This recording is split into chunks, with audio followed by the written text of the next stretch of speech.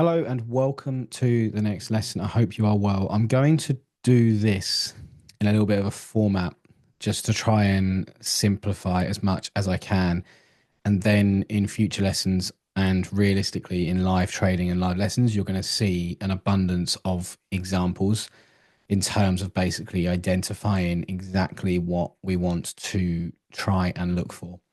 Now, everything with regards to the algorithm is all down to time and price. And basically, we are looking to trade in a certain format. Now, if, for example, we are bearish on this higher time frame, we would be looking for price action to come into our premium area, which we've done all the homework on, and we would be waiting for price action to basically give us some form of entry within some form of imbalance or inverse or something like that.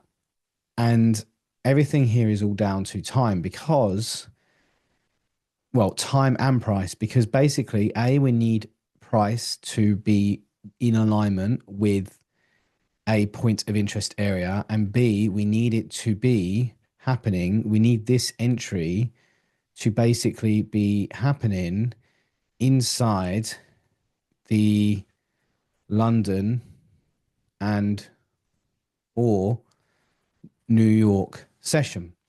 So that is essentially what we want to do, and what this is why we rely on time and price. Now, if we just scrap everything here for now, because that is the simplified version of the model, we want to be realistically looking for consolidating market. We then want to see price action pushing higher in alignment with a candle, because what we're kind of thinking here is that the opening price would be, let's just say, here.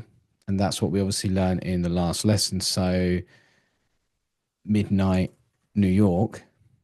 And with that,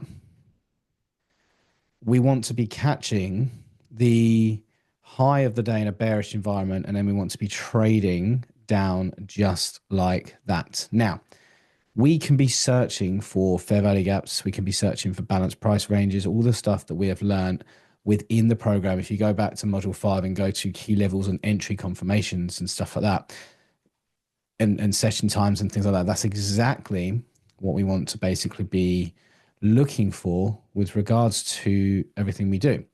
Now, one of the best things you can obviously do is look at the timing within your central bank dealers range. So for example, if we can identify, for example, the central bank dealers range, which we've done a lesson on. I'm not just going to talk about the central bank dealers range, but if you go to lesson 3, I believe in module 5, I talk about the central bank dealers range. And if we can basically identify that we are within, let's just say for argument's sake, we are within 2 standard deviations of price action right here, and we can identify that that's when the tide is starting to turn within the higher time frame point of interest area. That on its own, from a higher time frame perspective, is very, very, very powerful. And alone, this can be a really successful model to basically utilize, because you can utilize your fib levels, you can utilize anything you want, as long as, like I've mentioned before, this particular high is within this proximity in the London session. And then if you miss this one here, the chances are price action will come into another area of inefficiency around this area here. So actually what you would find is that this could be the London session and you've already hit the standard deviation levels. And then this area down here could be the New York session, because what you have here is something called accumulation, manipulation, and distribution. But what I'm actually going to do now is talk a little bit more about what I just said, and that is basically accumulation, manipulation, distribution. This is essentially just going into the entire model of how I specifically look to try and set myself up, because price action moves in a certain order.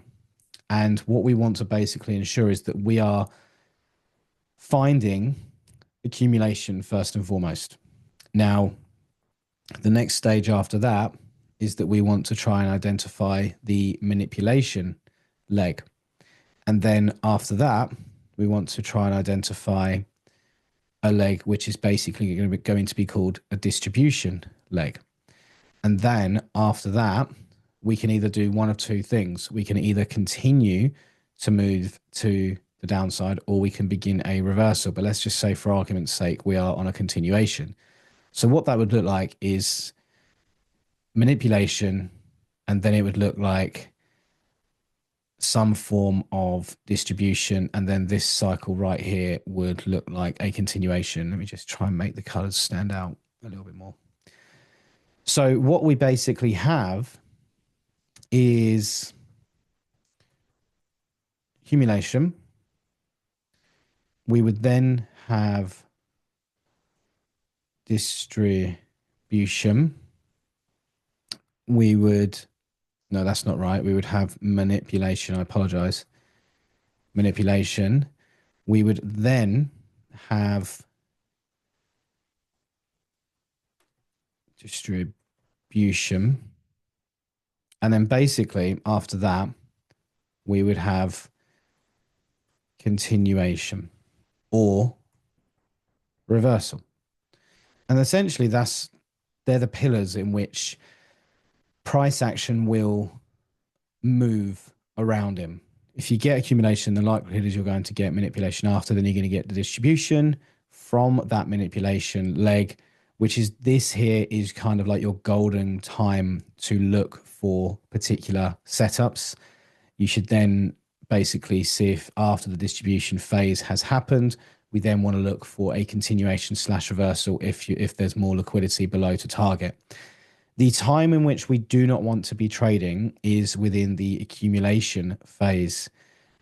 We can trade in the manipulation phase, but we need to be utilizing the standard deviation range to try and catch that particular high, as in at least 2 standard deviations of it. Because if the manipulation was to end at this particular level, you would be able to basically find this is within 2 standard deviations, and then price action can essentially move a little bit lower from this level.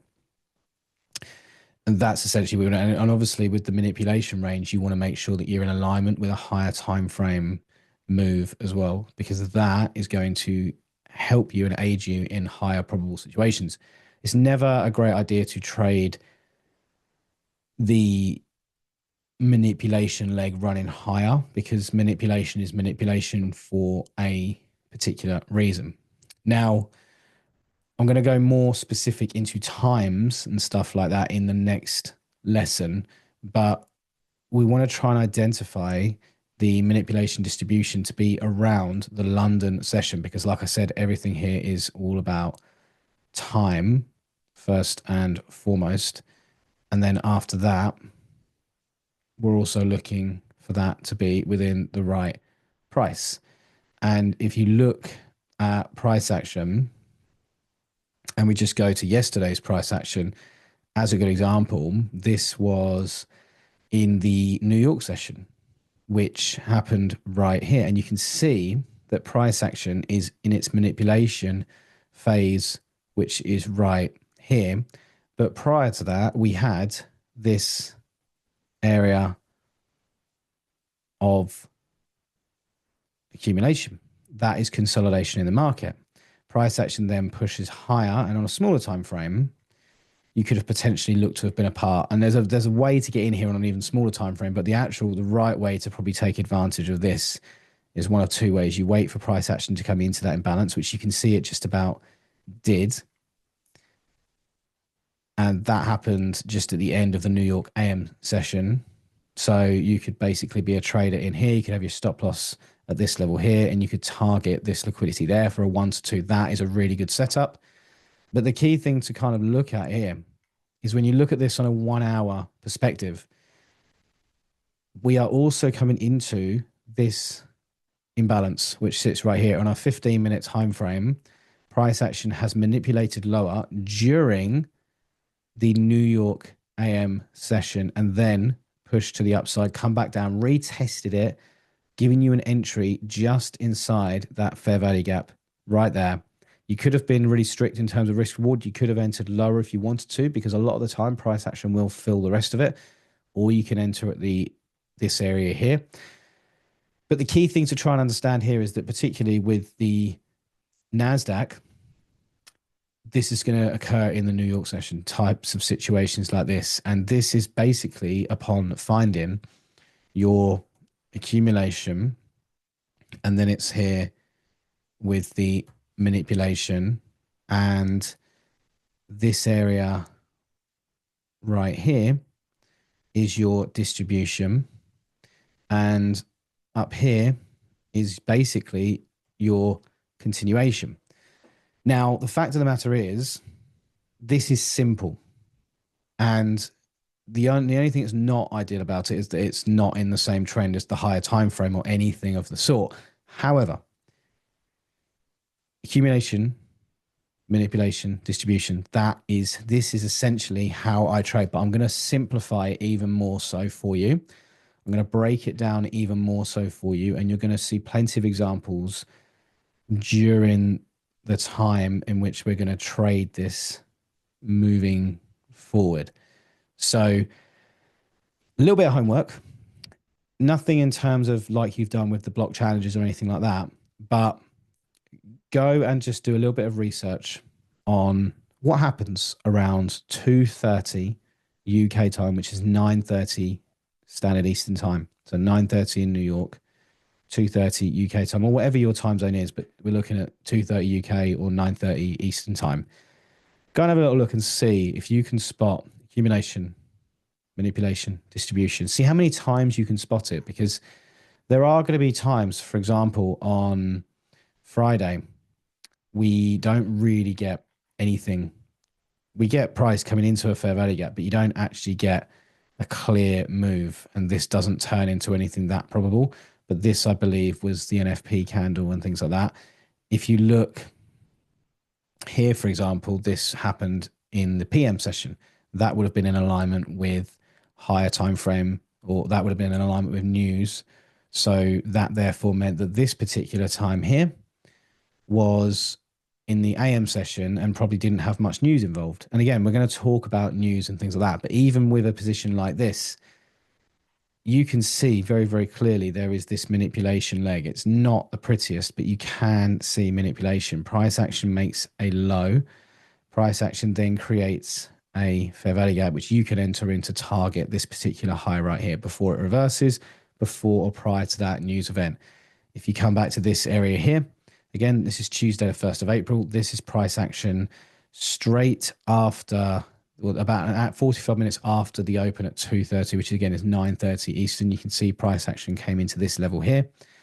But this is generally like, this is just showing you price action on a day-to-day basis, because we have accumulation, we have manipulation, and then we have distribution in the form of price action rebalancing into this level right here. So maybe you got triggered a little bit later in the day, but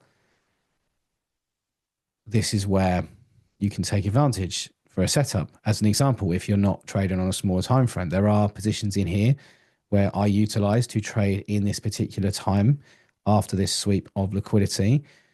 But I'm going to teach you that as we go along. But just do a little bit of homework. Go back to the time you want to trade. And if you're looking at the London session, for an example as well, you might sit there and think, well, actually, the London session on this particular pair doesn't really create too much. But what I can see is that we have, again, at 2:30, a move lower. That is manipulation. And then we have distribution moving higher. So there's potential for us to move in here. And as you can see, price action inverted this 15-minute fair value gap. So that is an inversion in price. So there's an entry within there as well to target this particular high.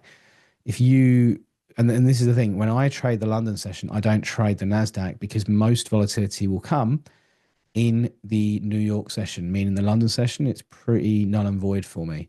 However, if I go to a Forex pair, just as an example, and I wanted to trade in the London session now, I would like to try and gauge, you can gauge pretty much the high of the day in the London session, because this is when pairs move more so in London. So if you're a London session trader, maybe you want to be looking at Euro USD, Pound USD, instead of these USD stocks and futures and things like that.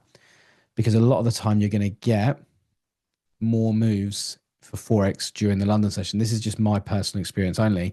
And then you'll actually get entries within these areas here, because you can see here price action come into here during the peak of the London session, targeting this liquidity below. And the New York session created another move, taking it lower anyway. So go and do some homework on accumulation, manipulation, distribution. Let me know if you have any questions, and I will speak to you on the next one.